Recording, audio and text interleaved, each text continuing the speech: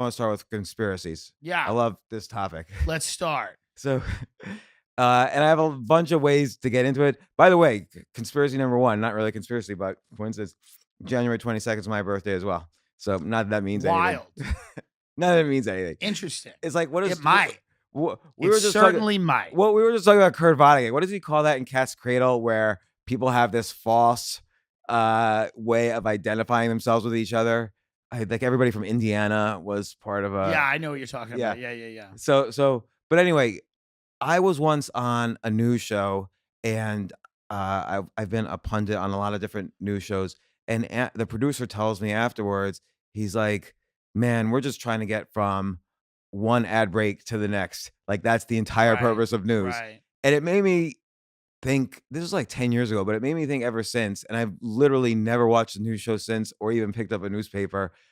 That all news and all history, they always say history's written by the The winners, winners. Yeah. but I don't even think that's true. I think it's written by the 1% of the winners who have a very specific agenda.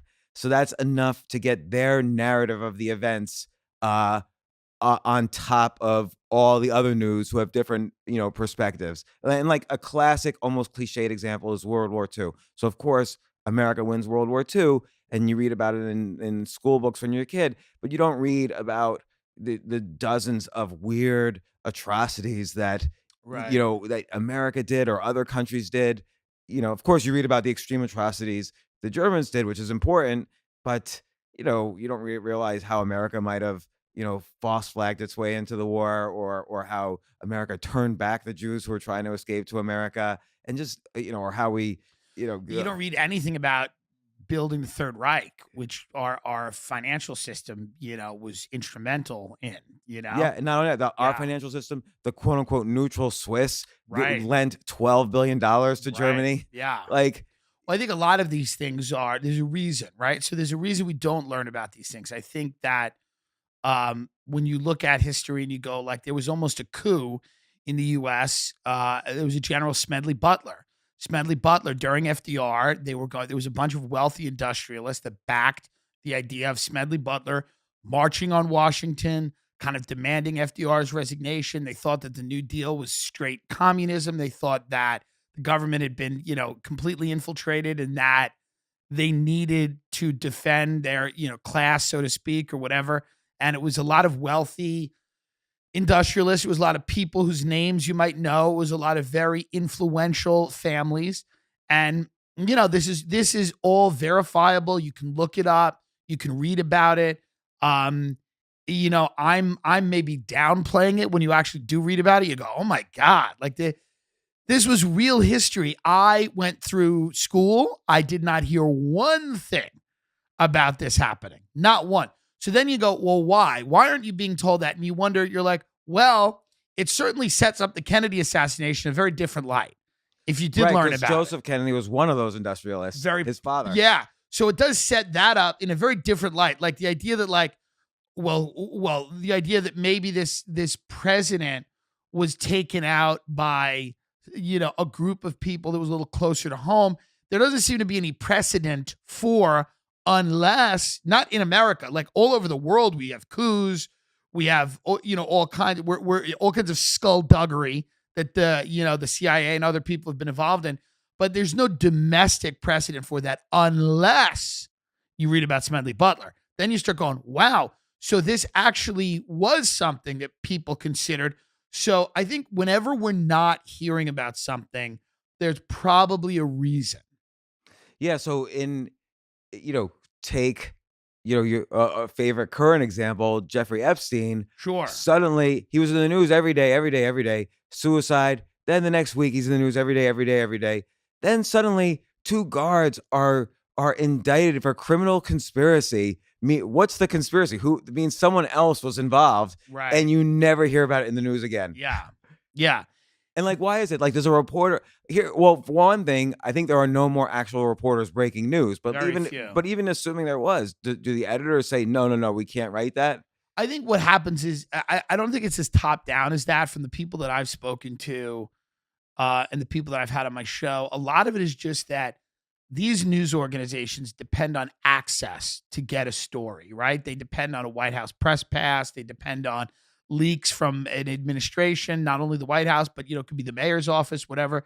They want to scoop. They want to scoop everybody else. This is what essentially news is, being first to get the story. Now, if you write things that are either overly critical of a certain person or administration, if you write things that are easily painted as conspiratorial, if you write things that are, if you really rock the boat, you begin to lose access to these people who your very livelihood depends on. You depend on these people to leak stories so that otherwise you're just chasing, 4 or 5 other news organizations that have already broken the story. And you don't want that. So I think that what happens is you go, well, we're not going to write about Prince Andrew because we want to interview Will and Kate. Right. So there's the hot mic at ABC. Right. What happened to that anchor? Did she get in trouble or anything, or did she just apologize? Well, the girl who leaked the video was fired. The Right. girl who took was the that video the actual was girl? fired. I think there was some question like that they fired the wrong girl. Very possibly. I don't know. But I know that the ABC anchor came out and basically said, she did a whole big mea culpa. I'm sorry, da-da-da. It was a private moment. And which is always interesting to me because she's saying things that make sense. Yeah. So whenever somebody apologizes for things that make sense, I go, why are you doing that? Why are you apologizing for things that make sense? And I think the reality is that, her job, it just depends on the right people liking her. Right. So just to summarize that one, the whole Epstein thing happened, and then James O'Keefe from the Veritas, Right, Project Veritas, yeah. Yeah, he someone gave him this hot mic. She was talking to a hot mic where she says she had the whole Epstein story 3 years earlier, but somebody from above, and she worked at ABC, somebody from above basically said, if you can't do this, otherwise we won't get the royal family, Prince William, Kate, the whole thing, and Yeah. she had to squash the story, and she was complaining about it, and then she didn't get in trouble. But if I were her, I probably would have leaned into it. Like, damn right I said that, because then she could have pulled more of like a Megyn Kelly and gotten a much more higher paying job somewhere else. Yeah, potentially. Potentially. I think that all of these news organizations, whatever side they appear to be on politically, are all about loyalty, right? So you'd wonder if another news organization, even though she might be the hot thing of the moment, is she going to do that to us? Yeah. I think that's the big question. If somebody's going to hire her, they go, is she going to do that to us? Because all of these organizations want to control proprietary information, and they all don't want people running around, telling tales out of school and saying, well, we had this story, we had that, we were pressured. I think these pressures exist in a pretty uniform way across all these institutions. And it's very blatant. Like, I'll tell you a simple example. One time, this is like 2007, maybe, I was writing for the business section of the New York Post, and so the Dow Jones Industrial Index started in like the 1890s. That's the main way people measure the stock market.